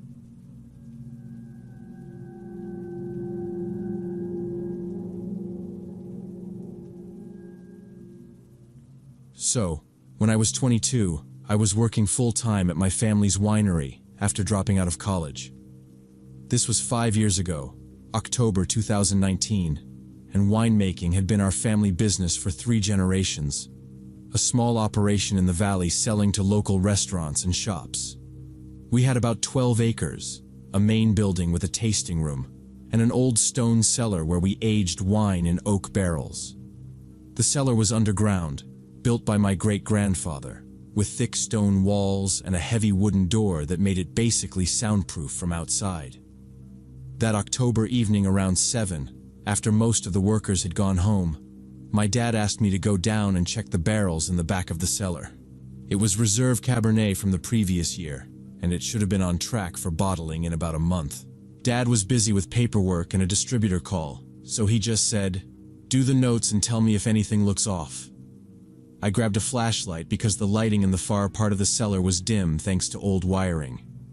I left my phone in the office upstairs because there was no signal down there anyway, and I didn't want it getting wet or dropped. I took my notebook and headed down the stone steps. I'd done the routine 100 times, and it usually took 20 minutes. Nothing about it felt risky at all. I was thinking about closing up and heading out, nothing else yet. The cellar was laid out in long rows, barrels on both sides, a narrow path down the middle, and then a wider space at the very back where we kept the stuff we didn't show during tours. I pushed the heavy door open, stepped inside, and pulled it shut behind me. The hinge always groaned, and I remember thinking, like I always did, that I should grease it. I started checking the taps and levels, writing down numbers, moving row by row. It was quiet besides my footsteps and that constant drip from a pipe we never fully fixed. I was halfway through when I heard a sound. It was shuffling, like someone shifting their feet on the stone floor, trying to move quietly. I froze with my pen hovering over the page. My first thought was rats, because rodents got in sometimes through vents, but it was too heavy for that. It sounded like a person. And then it stopped, like whoever made it noticed I'd stopped too. I pointed my flashlight between the barrels and called out, "Hello?" Then I added, "Dad, is that you?" Because that was the easiest explanation, and I really wanted it to be true. No answer. Just the drip and my own breathing. I waited, then said louder, "If someone's down here, say something." Still nothing. For a few seconds, I stood there listening so hard it felt like my ears were buzzing. I told myself I was hearing things and kept moving toward the back, but I picked up the pace. I suddenly wanted to be done and back upstairs where the lights were bright and there were other people around. When I reached the back barrels, the flashlight beam barely cut through the darkness between them. I crouched, checked the first one, wrote the reading down, and I heard it again. This time it was obvious movement, quick breathing, and then quiet whispering like someone talking to themselves in short, unclear phrases. My heart started hammering because there was no way that was an animal. Someone was definitely in the cellar, hiding in the gaps and corners. I spun around and swept the flashlight across the far wall and behind the last row. For 1 second, before the beam moved, I saw a silhouette. Tall figure, dark clothing, standing between the last barrels by the wall. As soon as the light hit them, they stepped back into a darker corner where the flashlight couldn't reach. I swore and yelled, "Hey, who's here? You're on private property." My voice echoed off the stone and came back at me, which honestly made it worse. The whispering started again, still unintelligible, like the person was talking but refusing to answer me. Even now, 5 years later, I can remember how fast my brain did the math.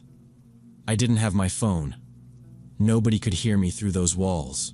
The only way out was the steps behind me, and between me and that door was a long stretch of narrow aisle with barrels on both sides. I realized I was in an enclosed space with an unknown person acting extremely suspicious. No phone, nobody to call, thick walls wouldn't let a scream through, and the only exit was behind me. I didn't wait around. I dropped my notebook, turned, and ran toward the stairs as fast as the narrow aisle between barrels would let me. I clipped my shoulder on a rack and almost ate it, but I kept moving because that breathing was still back there, and I couldn't tell if the person was coming after me or just standing in the dark. I hit the steps, shoved the heavy door open, and ran outside. My dad was under the spotlight by the building, fixing the water pump. I didn't ease into it. I just blurted, "Dad, there's someone in the cellar." I heard footsteps, breathing, whispering, and I saw a tall silhouette in the back. I was out of breath and talking too fast. Dad didn't argue. He put his tools down, went to the truck, and grabbed a metal flashlight and a baseball bat. We'd had theft attempts before, so he treated it like a real thing. He handed me my phone and said, "Go upstairs by the office. If I'm not back in 20 minutes, call the police. Don't come down." I went inside and waited where I could see the cellar door, phone in my hand, watching the clock. I was still shaking. Right around 20 minutes later, the door opened and my dad came up. He looked annoyed, but more than that, he looked confused. "I didn't find anybody," he said. I started to insist I wasn't imagining it, and he cut me off with, "I believe you. I checked every corner." Then he told me what he did find. An old ventilation hatch in the far wall near the last barrels, partly hidden, leading into the neighboring warehouse basement next door. We went back down together. The hatch was covered in cobwebs and dust like it hadn't been touched in years, but the screws were scratched up and one was loose. It was tight, but if someone was desperate and thin enough, they could squeeze through. Dad shined his light through and we could see concrete on the other side. He checked the neighboring basement right after. The warehouse door was slightly open and the lock was broken, metal bent like it had been forced. Inside was empty, but it was the kind of empty where someone could be there 1 minute and gone the next. When he came back, he said, "If someone was down there, they heard me and left through the hatch." The next day, we called the police. An officer checked both spaces, didn't find a person or any clear signs of someone staying there, but he confirmed the warehouse lock looked recently broken. He said it was probably someone using the place as temporary shelter, maybe someone on drugs, which would explain the whispering and why they wouldn't answer me. He recommended a security camera, a coded lock on the cellar door, and sealing the hatch. Dad did it all within a week, and the neighboring building got fixed and locked properly once the owner was notified. Since that night, I don't go down into the cellar alone, especially in the evening. I'll wait until someone's with me, or I'll keep my work in the main lit area, and nobody fights me on it. Even now, 5 years later, when I drive past and see that heavy door with the keypad, I remember the silhouette and the whispering by the far wall, and I speed up and prefer not to think about who was hiding there that October night and what could have happened if I hadn't run.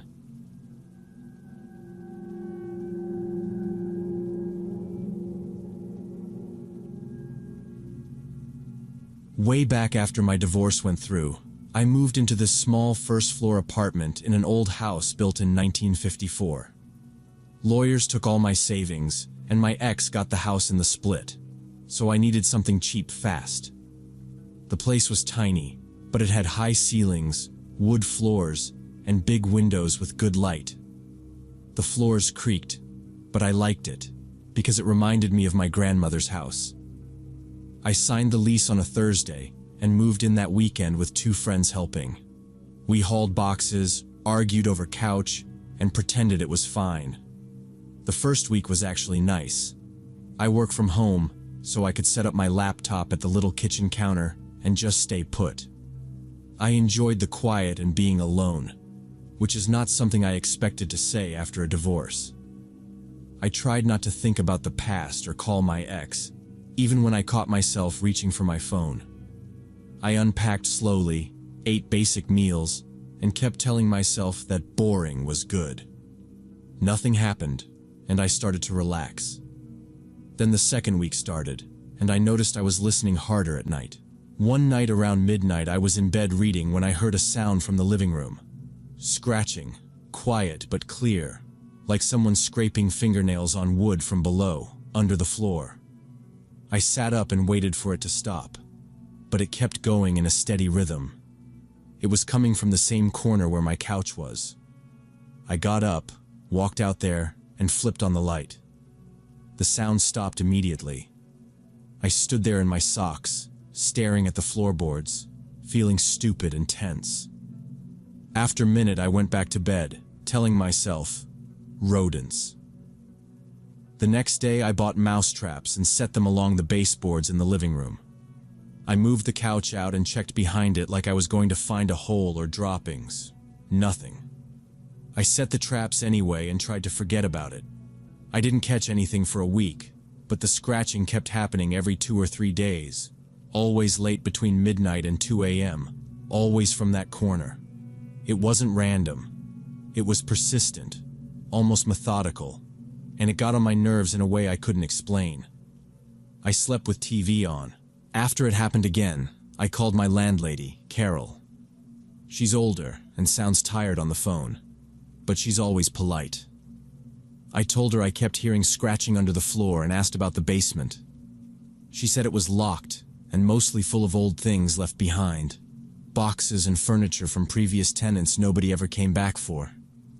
She added she hadn't gone down in 5 years or more because her knees wouldn't let her, but she could give me the key to check for rodents if I wanted. I said no thanks. I didn't want to go. The scratching continued and soon the nightmares started. I never had bad dreams much. Even during the worst of the divorce, I slept fine, just heavy and long. Now the nightmares came every night, always the same. I'm in the apartment. I hear the sound under the floor. I get on my knees and try to lift a board, and underneath is darkness and something is moving there, reaching. I woke up sweating with my heart racing, and after that I felt this pressure in the room, like someone was watching from the corner. I drank coffee late and crashed. By the 3rd week, I was scared to go to sleep, so I finally admitted it out loud. I called Jessica and told her I wasn't sleeping well, that I kept hearing the sound under the floor, and I was starting to dread being alone in the apartment. Saying it to someone else made it sound smaller, like it should be fixable, and I hated that I needed reassurance like a kid. She didn't laugh, and she didn't panic.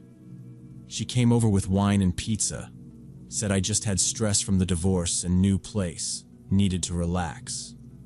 We sat in the living room until about 1 a.m., Jessica on the rug and me on the couch. We talked about normal stuff. Work, her new boyfriend, my plans, like repainting the bathroom and maybe taking a class so I didn't feel like my life was just divorce paperwork. I remember thinking I was finally calm. Then the scratching started. Not the faint stuff I'd been trying to blame on mice. This was loud and insistent, right under us, like something scraping hard across wood. Jessica stopped mid-sentence and stared at me. "You hear that?" she whispered. I nodded. We sat still and listened. Scrape, scrape, pause, scrape. It didn't move around the room. Same spot by the couch. Jessica stood up first. "Let's move it and look," she said. She grabbed one arm of the couch and I grabbed the other. We shoved it together, and I flashed back to how I dragged it in alone during the move and almost threw up from effort.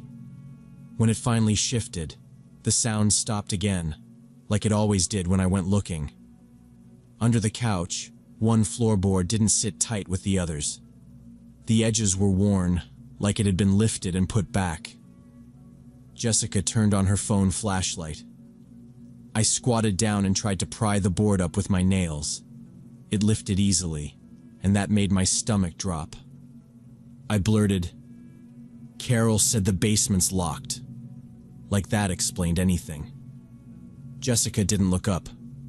"This isn't the basement. This is your floor," she said. I leaned back, like the gap might grab me. I hated thinking of the dreams. Underneath was empty space, maybe a foot deep, the gap between my floor and the basement ceiling. Dust and cobwebs. Tucked back in there was a faded canvas bag tied shut with rough rope. It didn't look like something that slid there by accident. It looked hidden. I pulled it out. It was heavier than it looked, like 3 or 4 kilos. My hands shook when I untied the rope. Inside were things. An old pair of adult shoes, faded photos of people in 1980s clothes, a notebook with yellow pages, and several letters in envelopes. I didn't know what I was supposed to do with any of it. I opened the notebook first. It was a diary, shaky feminine handwriting. Entries dated 1987 to 1989. I read the first line out loud without meaning to. "They're watching me. They come when I sleep. They want to take everything I hold dear." Jessica's eyes went wide. I flipped through pages and it got more paranoid and scattered. All fear and suspicion. Always them, but never names. The last page said, "If you find this, destroy it. Don't let them take it. Hide it deeper." I sat there holding it, trying to decide if this was mental illness, abuse, or both. Jessica looked at me and said quietly, "We need to throw this out right now." I agreed.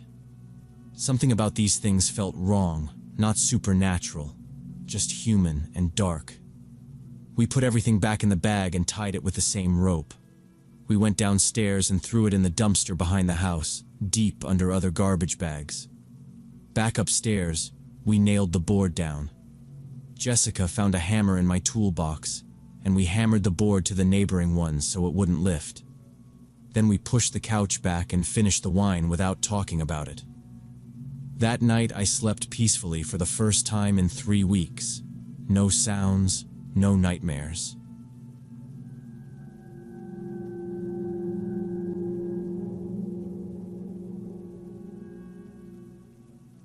Two years ago, I was working at an auto parts warehouse in the industrial zone of Detroit.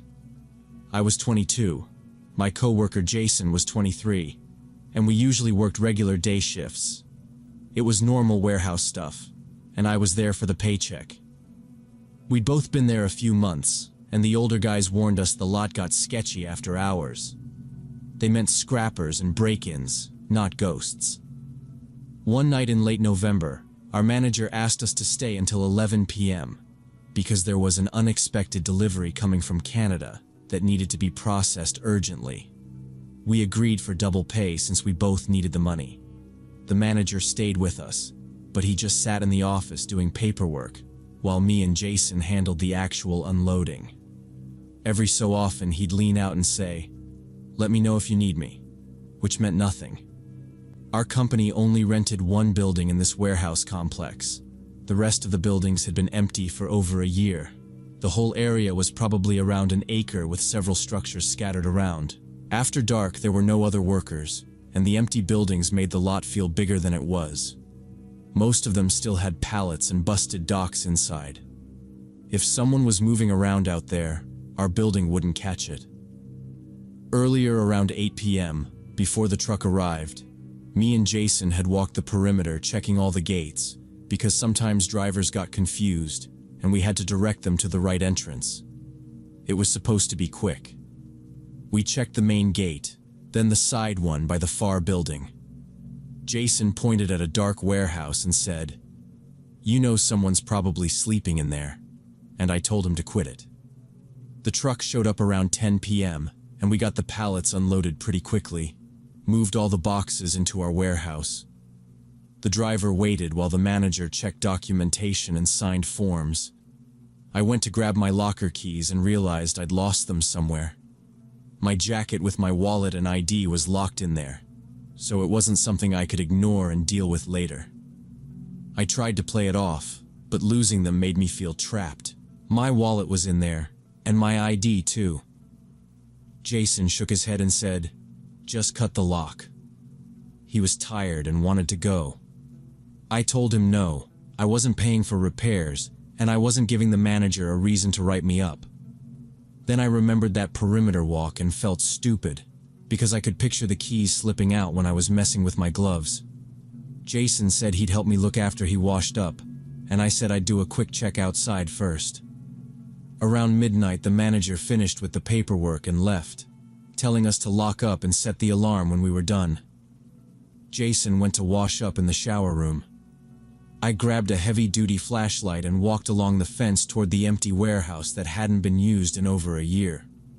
It was dark and quiet, just wind pushing trash across the asphalt, and I kept thinking about how I was doing all this because I couldn't keep track of a key ring. Near the loading dock of the far building, I saw something strange on the concrete pad. There was an unrolled army green sleeping bag, dirty and worn, with cigarette butts scattered around it, and an empty whiskey bottle lying nearby. Someone had clearly been here very recently, maybe was even still hiding somewhere close. I remember my brain doing this quick math like, okay, if someone's been camping here, then they've been watching the place too.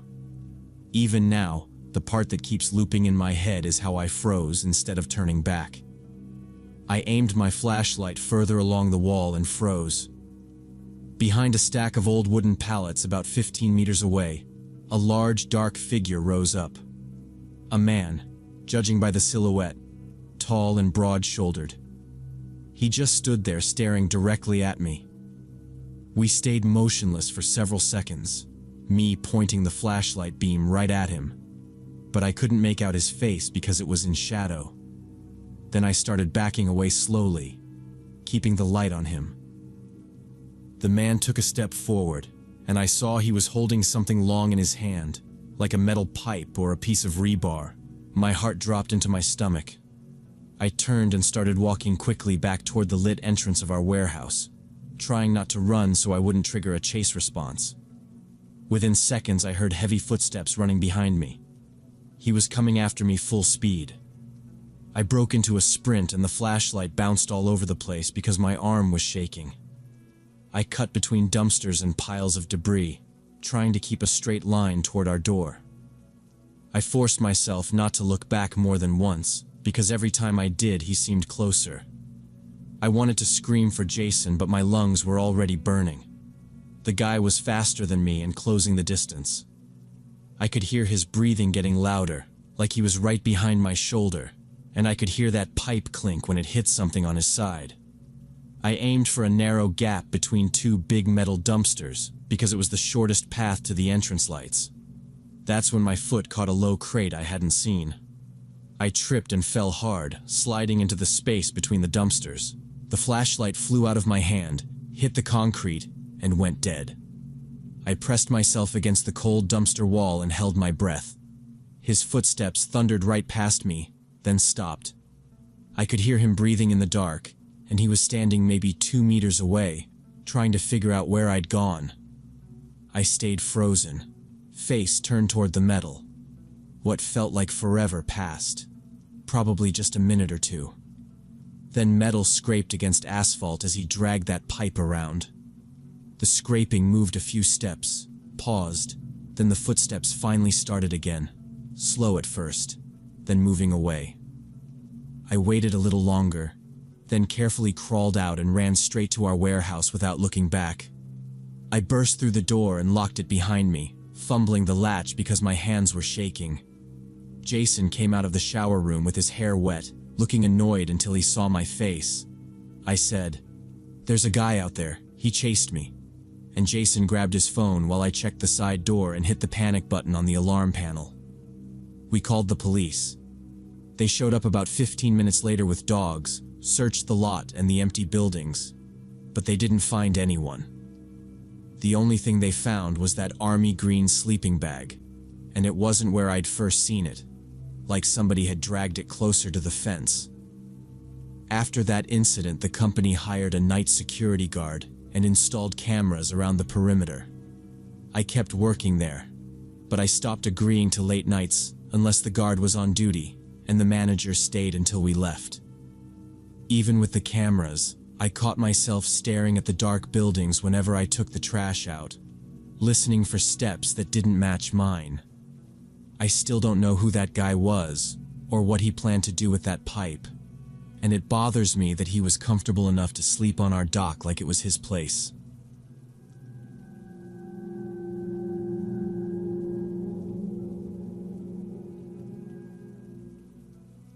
So last fall, I was renting this ground floor apartment in Austin from an elderly widow who lived upstairs and barely came down because of her knees. I'm a woman in my late 20s, and after 2 messy roommate setups, having my own place felt like a reset. I worked from home doing graphic design, so the quiet mattered more than the location. For the first few weeks, nothing happened. She stayed upstairs, I stayed downstairs, and we kept it friendly but distant. If I heard her TV, I'd just turn up my headphones and tried not to overthink it. Late September on a Thursday, I got back from grocery shopping around 6 and found a big Amazon Prime box right at my door. I hadn't ordered anything in days, but mistakes happen here all the time. Our street is older, the house numbers don't line up, and drivers get lazy. I carried it inside, stared at the label, and then decided to bring it upstairs so there was no question later. The landlady opened her door in a robe and sighed like I was bothering her. She squinted through glasses, saw the address was right, and said, "Call Amazon." The label name wasn't mine, and it wasn't hers either. It said, Sarah Wilson, plain as day, with our exact address under it.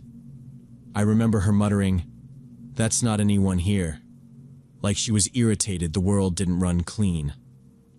I went back downstairs and called Amazon customer service. I explained that it was delivered correctly, but nobody by that name lived in the house. The rep acted like it was normal and told me to hand it back to the next courier. I set it by the entryway, figured the mistake would fix itself, and went back to work. 3 days later, another package showed up, again for Sarah Wilson. Same box tape, same Prime branding, same address. I checked my Amazon account just in case, because my first thought was I'd been hacked or something stupid like that. Nothing. I brought that one upstairs too, and my landlady got prickly, like she thought I was creating drama. "I don't know any Sarah," she said, and closed the door. Then a third box arrived the next week, still Sarah Wilson. That's when I started paying attention, because 3 mistakes in a row isn't a mistake, and I knew that. By the 4th box, I felt weird enough to open everything. I know the rule, don't open stuff that isn't yours, but someone was using my address and leaving me to deal with it. Inside were random cheap items, $15 headphones, 3 blank notebooks, a pack of men's socks, and a cheap Chinese flashlight. Nothing valuable. Nothing that even made sense together. No card, no invoice, no note. It wasn't a scam where they ship you something and then bill you later, because nothing came with it. It felt like junk sent on purpose to keep showing up here. I called Amazon again and read off the tracking numbers like I was reporting a missing person. The rep put me on hold, came back, and said all the orders were paid with prepaid gift cards. The account email looked like random letters and numbers, something anyone could create in a minute. That was the moment it stopped looking like a mix-up and started looking planned. Someone wanted regular packages arriving here like I constantly got deliveries. I couldn't figure out why, but it made my stomach drop because they had my exact rental address, knew where I lived. Changed the door lock myself, paid for it, and ignored my landlady's annoyance. Installed a peephole camera app on my phone. Packages kept coming for 2 more weeks, at different times, always Amazon couriers scanning barcodes and leaving. The camera showed them, no stranger, no car watching, and I stopped saying it was harmless. Then one morning by the park, I found a white cardstock note under wiper with almost calligraphic handwriting. It said, "Hope you like the gifts. I remember how you loved surprises. Signed M." The paper was textured, the ink dark blue, and I read it again. I barely slept after that note. I'd read it, file it, then pull it back out like it might change. I made a list of every M I'd ever known and hated how long it got once you include old coworkers and random classmates. I kept telling myself it could be a prank, but the Amazon stuff felt planned, like someone was keeping a schedule on me. At around 3 in the morning on the 3rd night, half asleep on the couch, it hit me. Mark. I hadn't thought about him in years. I dated him 7 years ago in Seattle before I moved to Austin. I was 23 and in grad school. He was in his 40s and worked as a university librarian. He came off quiet and smart and, honestly, safe. For about 2 months it was normal. Dinner after my classes, him asking what I was working on, me liking that he remembered small details. Then he started showing up at my coffee shop job without warning. First time he said he was in the area.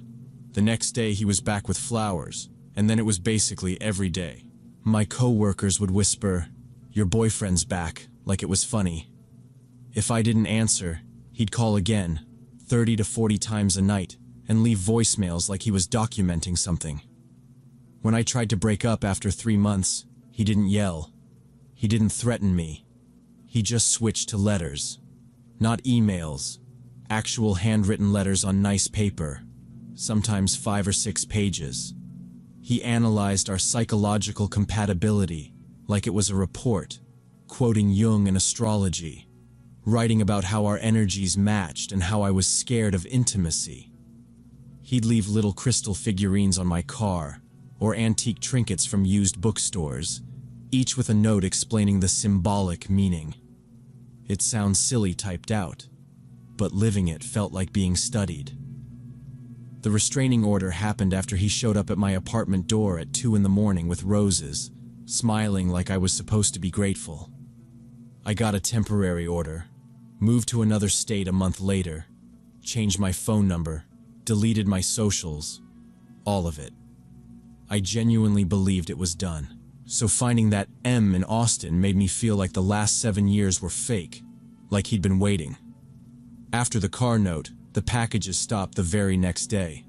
My camera kept recording regular street stuff only. Mailman, neighbors, kids on bikes. I filed a police report anyway and showed them the note photo and explained Mark's history. The detective listened and wrote everything down, but he was blunt. No direct threats meant limited options. Mark hadn't technically violated anything because the order was issued in Washington and expired 2 years ago.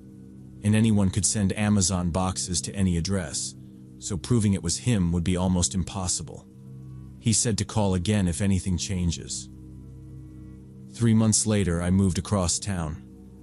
I didn't tell anyone the exact address, even friends I trust, just the general East Side area, and I gave my family a P.O. box at a UPS store instead.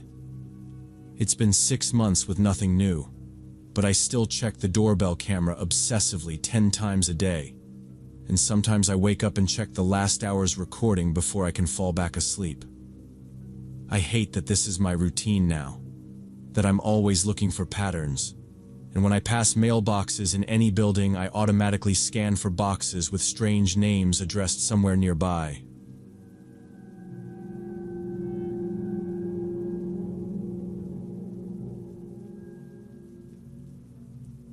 I rented this small cottage on the edge of town after breaking up with my boyfriend. Needed something cheap and fast because lawyers ate all my savings. I was 26 and I didn't want roommates, so I took the first place that was clean and didn't have holes in the roof. The landlord was Frank, in his 60s, talked like he was doing me a favor. During the walkthrough he said, "House is old, stuff breaks. I'll come once a week, Saturdays around noon, for the garden and small repairs." I nodded because I didn't know plumbing and didn't want to learn during an emergency. For the first 2 months it went exactly like he promised. Frank came Saturdays around noon, mowed the lawn, checked the pipes, and asked if I'd noticed anything weird. I'd say no, we'd do an awkward, "have a good one," and he'd leave. It was boring in the best way. Then, late September, small things started messing with my head. One morning I woke up and the coffee mug I definitely left in the sink was clean and sitting on the drying rack. I stood there thinking, did I wash this without remembering? I'd been stressed, sleeping light, waking up to notifications from my lawyer, so it felt possible. A few days later, I noticed the jar of peanut butter that had been almost full was now half empty. I remember twisting the lid off, looking at the spoon marks, and getting annoyed at myself. Stress eating at night was already a thing, and I wasn't exactly proud of it, so I blamed that and moved on. But then more obvious stuff happened. The bathroom door I always close before bed would be open in the morning. Not cracked, just open. The kitchen chair would be pulled out from the table when I hadn't touched it. The basement light, in a basement I never went into, was on a couple times. I checked all the locks, front door, back door, windows, everything. Locked. No sign of anyone forcing anything. That's when my brain went to the worst option. Maybe I'm forgetting whole chunks of time. I told my friend Jessica, and she tried to make it normal. "You're alone, you're stressed, you're adjusting," she said. "It happens." I wanted to believe her, but every morning I was doing this little inventory of the house like I was grading myself. So I bought a camera. Cheap Wi-Fi thing from Amazon, about $20, and I pointed it at the kitchen and living room. I didn't put it in the bedroom or anything dramatic. I just wanted proof that I wasn't walking around at night like a zombie. I told myself it was for peace of mind, not because I thought there was an intruder. The first alert came Wednesday around 3 a.m. I was in my bedroom with headphones on, working late on a project, when my phone buzzed with a motion notification. I remember my stomach dropping before I even opened the app, but that's what it did. I opened the clip and saw someone walk through the living room toward the kitchen.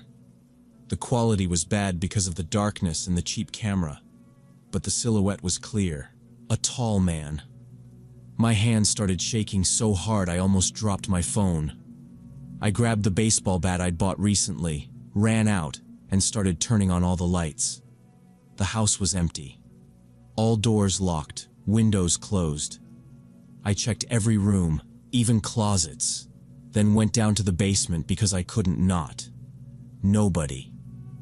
I watched the recording over and over. The figure appeared, walked to the kitchen, and disappeared around the corner where the camera didn't reach. I called the police at 4 a.m. 2 officers showed up about 20 minutes later. They searched the house, basement, checked locks and windows, and found no sign of a break-in. One officer shrugged and said it might be a camera glitch or a shadow from a tree outside, maybe car headlights reflecting. I didn't argue but knew there were no trees opposite that window and the road was too far for headlight reflections. The next incident happened exactly 1 week later, and this time I got solid proof. It was Friday around 2 a.m. I'd already gone to bed but couldn't sleep. I kept checking the camera every 30 minutes, bat next to my bed. The camera sent a notification, and my whole body went cold. I opened the app in live mode and froze. Someone was standing at my refrigerator with their back to the camera. They weren't rushing or sneaking. They were just there like they belonged. Then the fridge door opened and the light hit his face in profile for a second. I recognized him immediately. It was Frank. Same shoulders, bald spot, that slow step like his knees hurt. My stomach dropped. He took out a carton of milk, poured it into my mug, the same mug that had been clean on the rack, and drank it.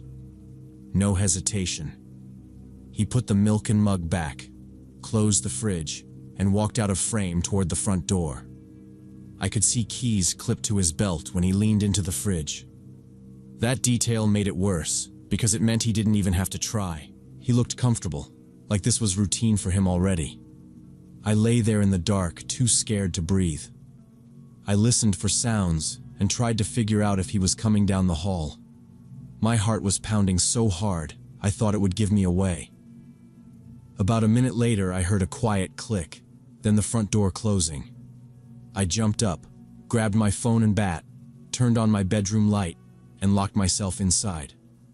My hands shook so bad I could barely dial 911. When the dispatcher answered, I said, "My landlord is in my house. I have video." The police came 12 minutes later, the same 2 officers from last time. I showed them the clip.